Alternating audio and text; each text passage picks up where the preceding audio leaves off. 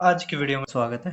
कैसे हो भाई डी ट्रिपल एस पी वालों। तो भाई कोर्ट अटेंडेंट का मॉक टेस्ट नंबर 4 लेके आ गया हूँ। काफी टाइम लग गया मॉक टेस्ट 4 आने में, क्योंकि बीच में एनसीईआरटी और एक का दे काम और आ गए थे। ठीक है, टारगेट सीरीज भी चली हुई है तो उसमें भी टाइम देना पड़ता है। उसके अलावा अब हम शुरू करते हैं पहला क्वेश्चन। अब ये क्वेश्चन काफी बार पूछा जाता है डी ट्रिपल एस पी में, और ये मोस्ट रिपीटेड क्वेश्चनों में से एक है। जो 50 बेस्ट 50 क्वेश्चंस थे उसमें भी मैंने ये करवाया था। करके 3 क्रमिक महीनों में ईंधन की कीमत में 35%, 15% और 35% की कमी आती है, लेकिन चौथे वर्ष में 60% की वृद्धि होती है। तो मूल कीमत की तुलना में चौथे महीने में ईंधन की कीमत में प्रतिशत वृद्धि क्या है, वो हमें पूछ रखी है। अब एक चीज देखो, आप क्या आप यहाँ से 100 मानो, ठीक है, तो 100 मानना, तो पहले साल 35 की कमी हुई, 35 की कमी हुई तो 65 बटे में 100 आ गया, ठीक है, गुणा में 15 की तो आ गया 85 बटे में 100, यहाँ पे भी 65 बटे में 100, और आखिर में कितने की वृद्धि हुई, 60 की तो आ गया 8 बटे में 5। ठीक है, समझ में आ रहा है। अब यहाँ से देखो 100 से 100 गया, ठीक है, 5 से काट सकते हैं, 5 से काटो तो 13, 5 से काटो तो 13, ठीक है। फिर ये 25 4 आ गया तो ये 2 आ गया, ठीक है। 2 से अगर काटोगे तो यहाँ से 5 आ जाएगा, 5 से काटोगे तो 17 आ जाएगा, ठीक है। बस अब हमारा सवाल, अच्छा ये 5 रह गया ना यहाँ पे, ओहो, इस इसको रहने देते, इसको डबल जीरो रहने दो, है ना, या फिर डबल जीरो रहने दो, 5 से काट दो, ये आ गया 17, ठीक है। बस अब सवाल खत्म। तो ये आ गया 169 और गुणा में 17, ठीक है। अब एक चीज देखो, अगर यहाँ पे 170 ही मान ले, 170 ही मान ले, तो हमारा कितना आएगा, 0289, ठीक है। और इसमें से 17 घटाना पड़ेगा, 20 घटाओगे तो 2870, अब आ जाएगा 73, ठीक है। तो ये पॉइंट समझ में आ गया। तो अब 100 में से ये घटाना पड़ेगा 28, ठीक है। 100 में से देखो ये 2 तो बच ही गया था, है ना, ये 2 है, जैसे 2 से ये काटा था 5, तो अगर ये नहीं काटा था तो बच गया था 2, तब 2 से गुणा होगी तो 6, 7 दूनी 14, 28 दूनी 56 और 57, ठीक है। तो 57.46 आ गया। अब 100 में से 97 घटाओगे तो हमारा 42.54 आएगा, ठीक है। तो इतना डिक्रीज हुआ, समझ में आ गया, ठीक है। अब 57 हो रहा है, पहले 100 था, तो कितना डिक्रीज हो गया, 42.54%। अब आप देखो सेकंड क्वेश्चन क्या क्या रखा हमारा। अगर 34 प्रति किलो वाली कितने चीनी को 14 इतनी वाली 46 के साथ मिला जाना चाहिए ताकि मिश्रण में 26 हो जाए। तो बस एलिगेशन का है 34 14, ठीक है, ये आ गया हमारा 12 और ये आ गया हमारा 8, ठीक है। तो अब अनुपात आ गया 3:2। अब यहाँ पे क्या रखा है, 14 किलो, तो ये देखो 14 किलो है ना, मतलब गुणा में 23 तो 46 हो गया, देखो रहा, समझ आ रहा है। और ये गुणा में 23 करेंगे तो 69 हमारा आंसर, ठीक है। अब देखो आप क्वेश्चन नंबर थर्ड, हमारा 34 से भाग होना चाहिए।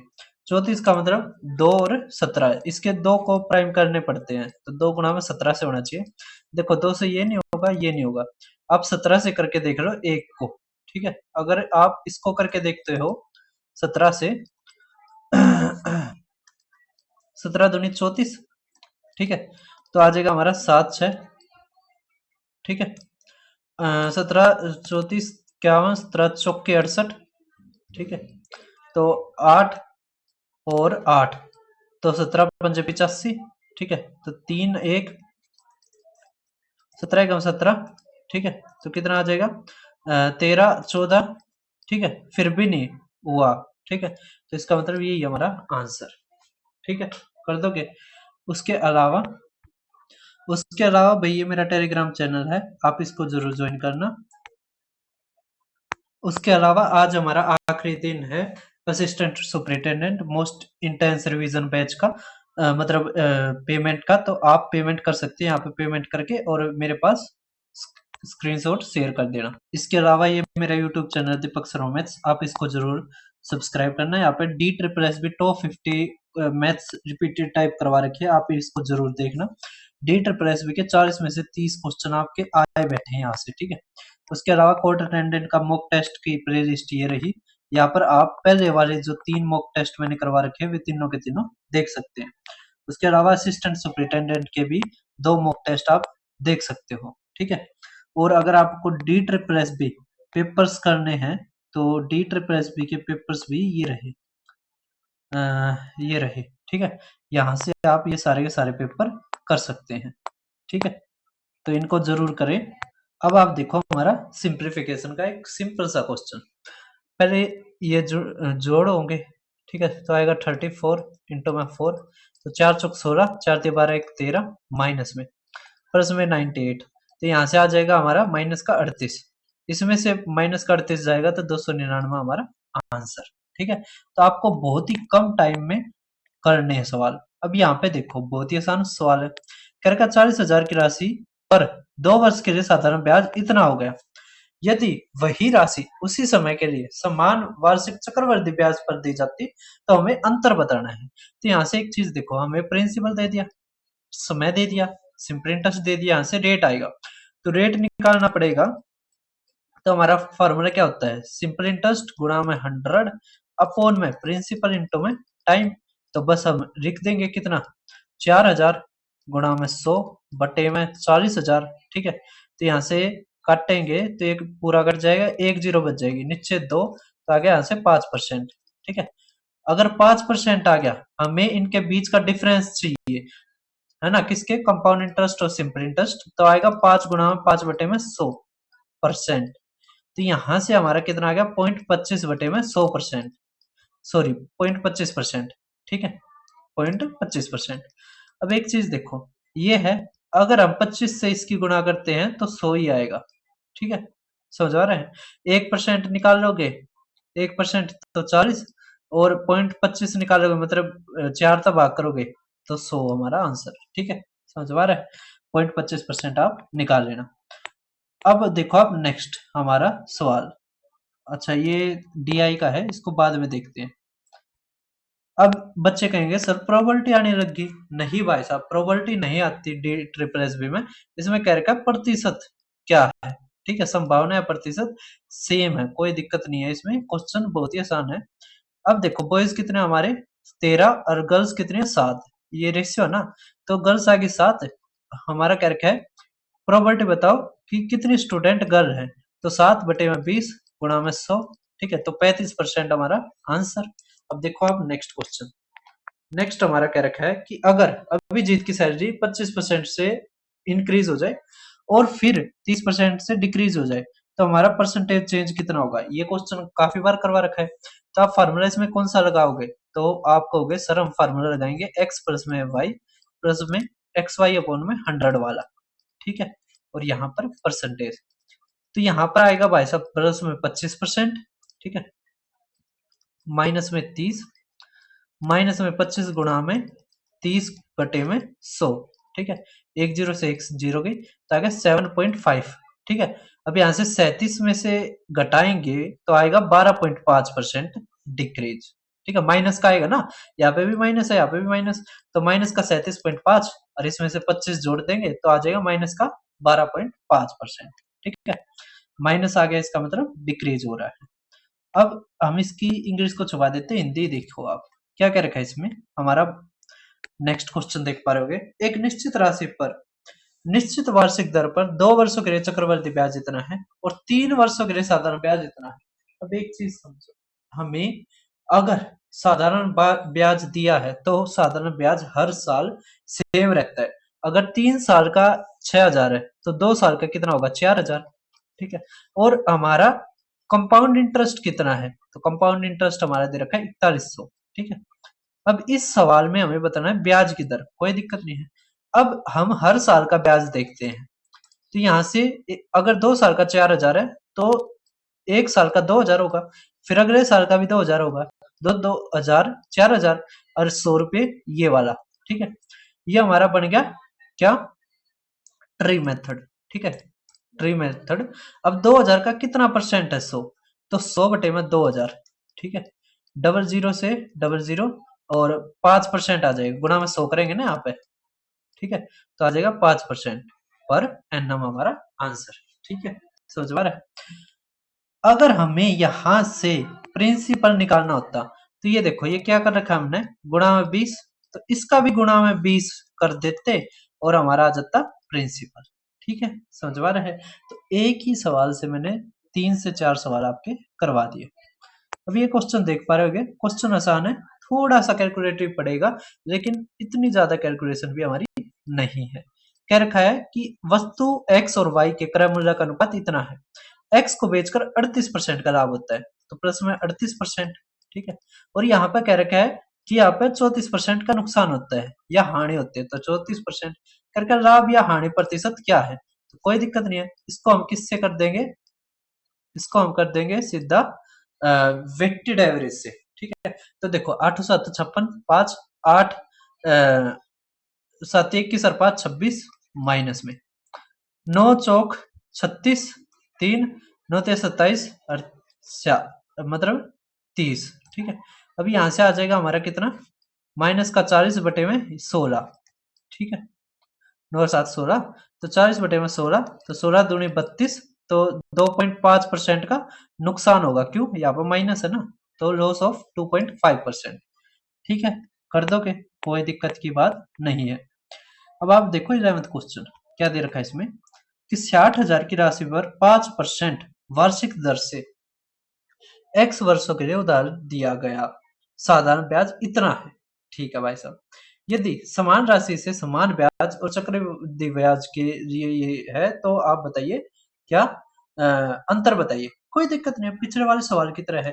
यहाँ पर हमें कंपाउंड इंटरेस्ट दे रखा है, समय पूछ रखा है, कोई दिक्कत नहीं है, समझ पा रहे हैं। जैसे अगर करोगे तो इससे ये 3 जीरो गई, 6 से 6 गया 10, 5 तक करेंगे तो 2 साल आ गया।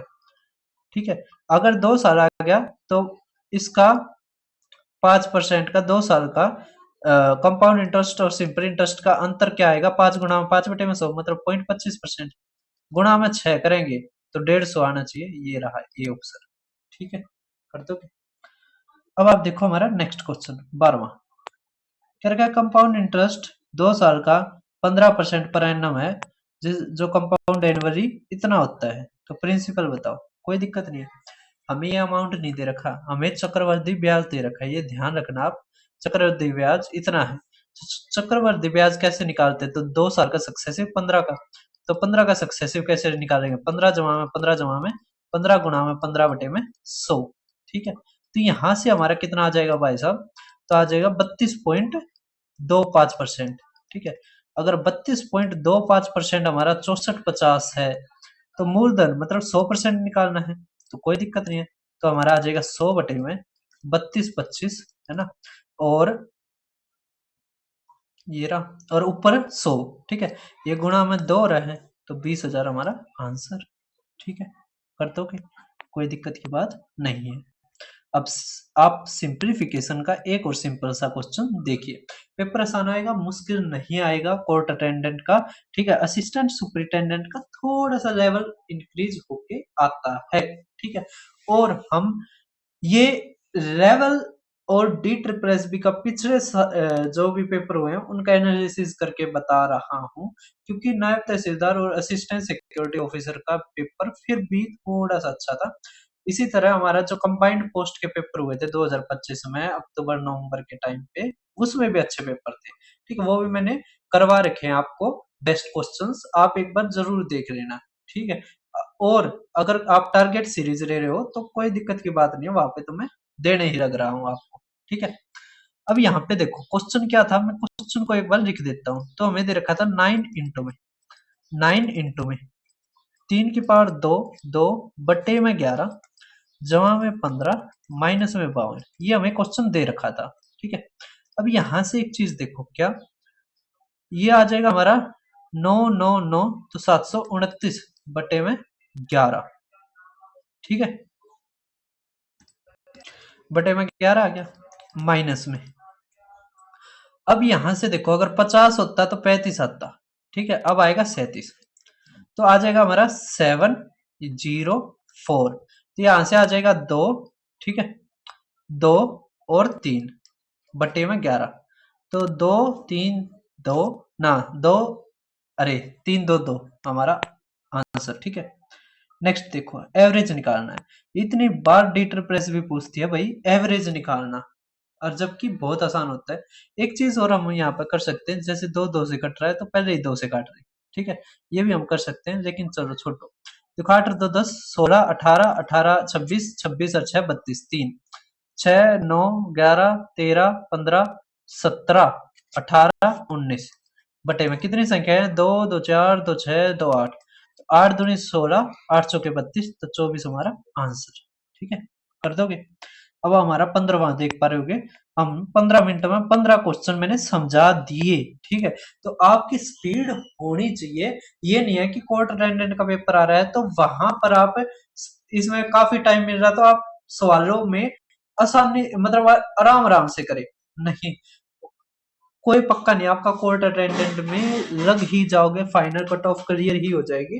आपको और भी एग्जाम देने पड़ेंगे और वहां पे कम टाइम मिलेगा, तो अभी से अपना स्पीड बढ़ा के रखिए। अब आप नेक्स्ट टाइप का क्वेश्चन देख पा रहे होगे।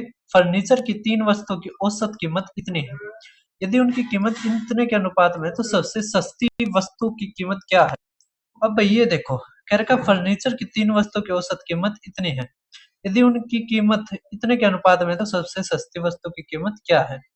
यहाँ से देखो, अब ये औसत है, तो 17 4 3 0 अब यहाँ से देखो 8 और 7 15x बटे में 3, ये हमारा औसत हो गया। तो यहाँ से आ गया 5, 5 आ गया, तो ये 0 से कट के 2 हो जाएगा। अब यहाँ पर क्या रखा है? सस्ती, सस्ती क्या है? 3, तब गुणा में 3 कर दो। ठीक है, अब 6 6 3 18, लास्ट में 8 आना चाहिए, यही है हमारा आंसर। ठीक है, अब आप देखो नेक्स्ट क्या रखा है अब हमारा, कि एक कॉलेज इस वर्ष का नामांकन इतने बताता है जो पिछले वर्ष की तुलना में इतने कम है। पिछले वर्ष का नामांकन क्या था? तो पिछले वर्ष की तुलना में 12% अब कम है, तो 12% कम है तो 88 हो गया। और अ, और ये पिछले वर्ष का हो गया। ठीक है, ये वर्तमान का हो गया 12% कम, तो 88 इक्वल टू 88 दे रखा है, तो ये 100, तो इसमें तो कुछ कुछ उलझने का नहीं था।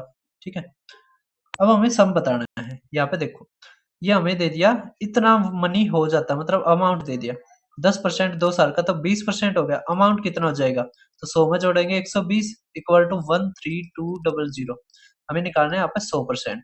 ठीक है, अब यहाँ से देखो, ये 12 गुणा में 11 कर रखा है, यहाँ पे भी गुणा में 11 करो, तो डी ऑप्शन हमारा आंसर। ठीक है, कर दोगे?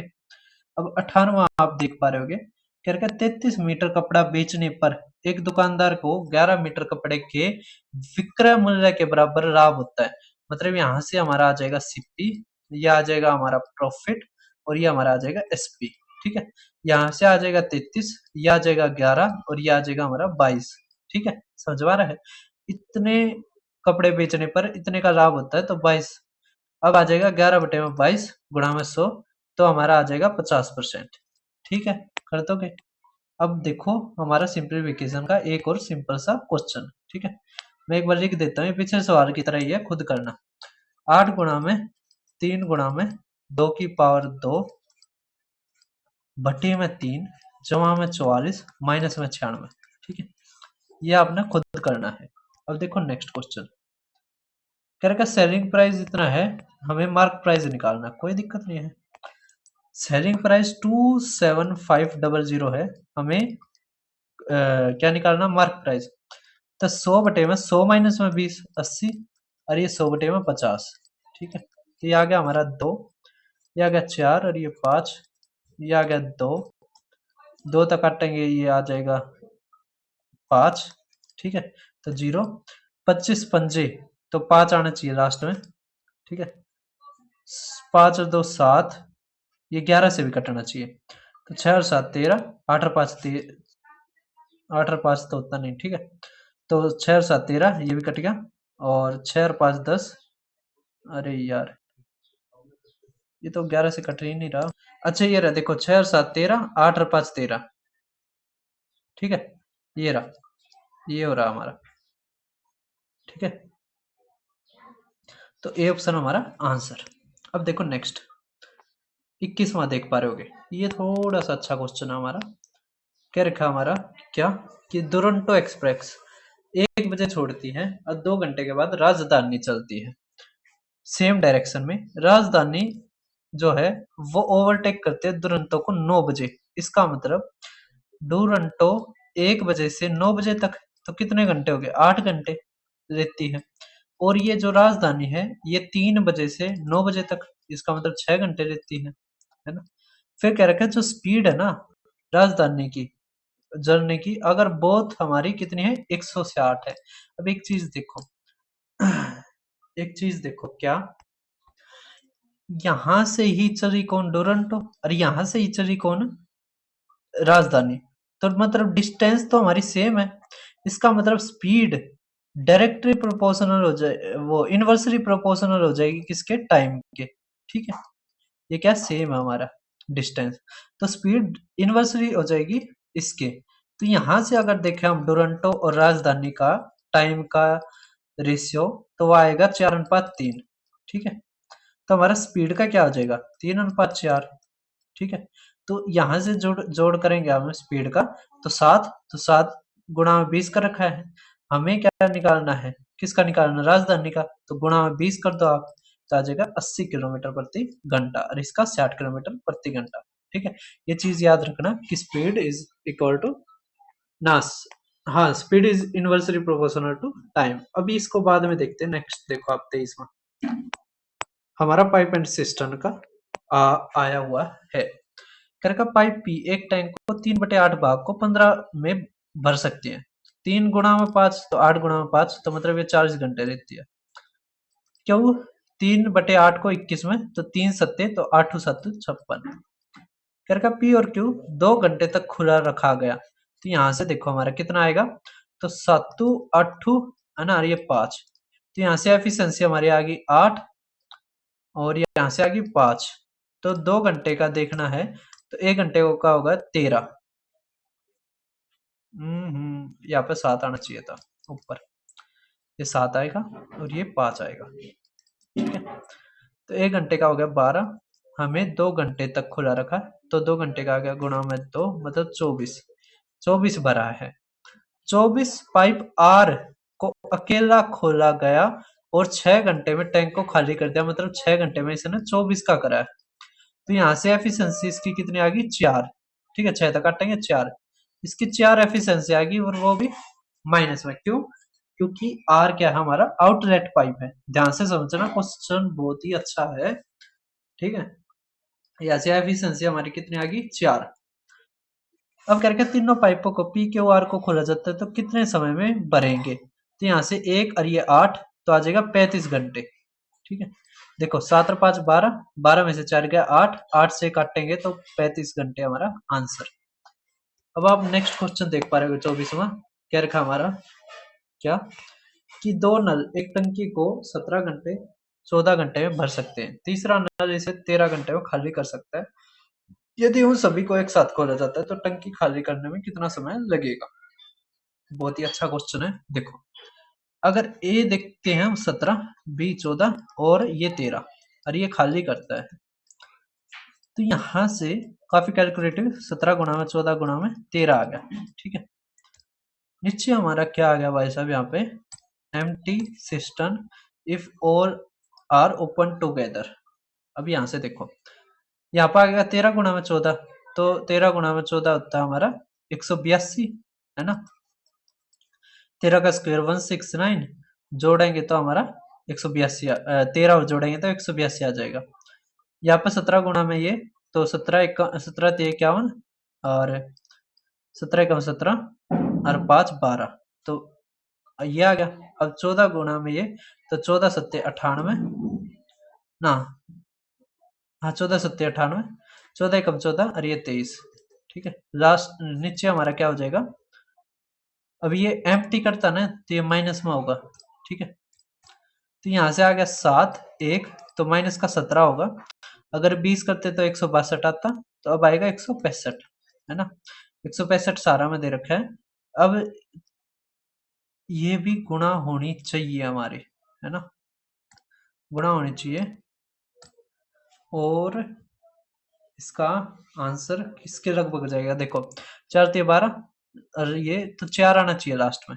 देखो 5 कम 5 ये नहीं आएगा, 5 अट्ठे 40 ये आ सकता है, ये भी आ सकता है, ये 5 सत्ते 35 ये नहीं आ सकता। अब यहाँ पर हमें थोड़ा सा अप्रोक्स लेके देखना पड़ेगा, है ना। एक चीज देखो, जैसे अगर 170 मानते हैं हम इसको, तो कट के ये 182 के लगभग आएगा, मतलब इससे तो बड़ा होगा नहीं पॉइंट इतना, ठीक है, समझ पा रहे हैं। तो ये ही पहुंचेगा हमारा, ये नहीं पहुंचेगा, ये बहुत बड़ा है, ठीक है। अब देखो नेक्स्ट और लास्ट क्वेश्चन, सम हमारा 95 है, छोटा नंबर बताना है। तो देखो 9 6 15 19 19 पंजे 5 आ गया, तो 4 पंजे 20 हमारा आंसर। अब यहाँ पर ये क्वेश्चन देखो थोड़ा सा कैलकुलेटिव है, इसके ऊपर मैं एक वीडियो लेके आऊंगा, ठीक है, एक जिसमें हम क्यूब आसानी से निकाल पाए, ठीक है, वो लेके आऊंगा। और इससे क्या होगा, थोड़ा सा आपको हेल्प रहेगी। देखो वैसे फार्मूले के ऊपर आया हुआ है, लेकिन कैलकुलेशन इसमें अच्छी पूछ रखी है। हमारे देखा volume of sphere, volume of sphere होता है 4/3 पाई आर का क्यूब, इसको 3.14 भी आप लिख सकते हो गुणा में, और ये आ जाएगा हमारा 132, 7 एकम 7 7 6, ये कट तो नहीं रहा ना, 4/3 पाई आर का क्यूब होता है ना, 13.2 का क्यूब, ठीक है।